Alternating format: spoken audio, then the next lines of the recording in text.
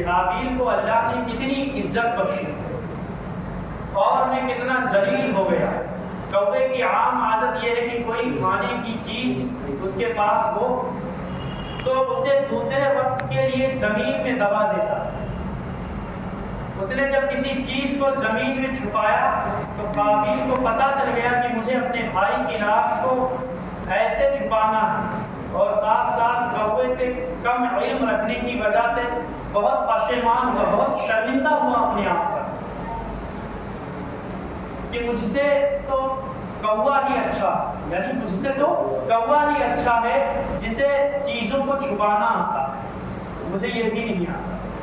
تنبیہ: قابیل کو ندامت اللہ تعالیٰ کے خوف کی وجہ سے نہیں تھی، یعنی کہ اسے شرمندگی اللہ تبارک و تعالیٰ کی خوف سے نہیں تھی، اور نہ ہی وہ تعیب ہو رہا تھا، بلکہ اسے ندامت اس بات کی ہوئی کہ وہ بھائی کی لاش کو اٹھائے پھرتا رہا اور کوے یعنی کہ اٹھائے پھرتا رہا اور کوے سے بھی کم عقل رہ گیا،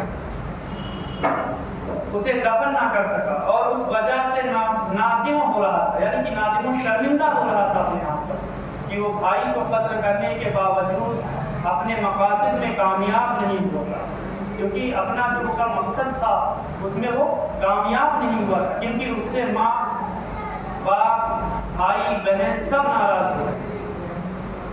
اور وجہ یہ بھی تھی کہ جب اس نے دیکھا کہ ایک کوے نے بڑی مہربانی سے دوسرے کی لاش کو دفن کیا تو یہ اس پر نادم ہوا تھا کہ مجھے تو اپنے بھائی پر اتنا رحم بھی نہیں آ سکا جتنا کوے کو ہے۔ واضح ہوا کہ اس نے کوئی توبہ نہیں کی، اس سے یہ پتہ چلا کہ اس نے کوئی توبہ نہیں کی، اور ندامت اسے اس بات سے تھی صرف اپنی حماقت پر تھی۔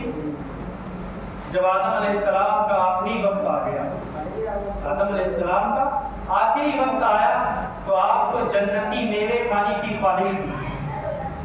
اپنے فرزندوں سے کہا کہ کعبہ معظمہ جاؤ اور وہاں دعا کرو اللہ تعالیٰ میری یہ تمنا پوری کرے۔ آدم علیہ السلام کے فرزند یہ حکم پا کر وہاں پہنچے، انہیں حضرت جبریل اور دوسرے فرشتے ملے جن سے انہوں نے آدم علیہ السلام کی فرمائش کا ذکر کیا۔ فرشتوں نے کہا ہمارے ساتھ آؤ، ہم جنت کے میوے اپنے ساتھ لائے۔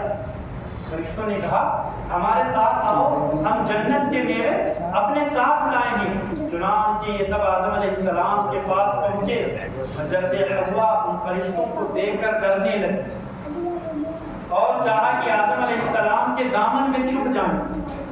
انہوں نے فرمایا کہ حوا اب تم مجھ سے الگ رہو، میرے اور رب کے قاصدوں کے درمیان آڑ نہ بنو، یعنی کہ میرے اور رب کے قاصدوں کے درمیان تم آڑ نہ بنو، رکاوٹ نہ بنو۔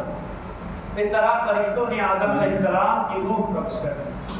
فرشتوں نے آدم علیہ السلام کے بیٹوں کو کہا جس طرح ہم تمہارے باپ کا کفن و دفن کریں گے اسی طرح تم فوت ہونے والے لوگوں کا کفن و دفن کرنا۔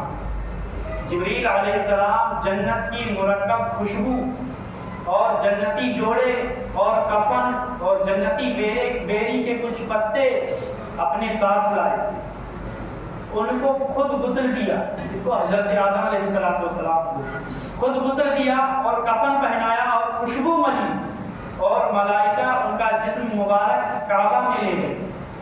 ملائکہ حضرت آدم علیہ السلام کا جسم مبارک کعبہ شریف میں لائے، اور ان پر سارے فرشتوں نے نماز جنازہ ادا کی جس میں حضرت جبریل امام تھے۔ حضرت جبریل علیہ السلام امام تھے اور سارے فرشتے مقتدی تھے۔ اس نماز میں 4 تکبیریں کہیں جیسے کہ آج ہوتی ہیں، یعنی کہ آج کے وقت میں جو تکبیریں 4 ہوتی ہیں۔ تو حضرت آدم علیہ السلام کی نماز جنازہ کس نے پڑھائی، اس کے امام کون تھے؟ تو حضرت جبریل علیہ السلام نے پڑھائی، اور حضرت جبریل علیہ السلام امام تھے اور باقی سب فرشتے ان کے مقتدی تھے۔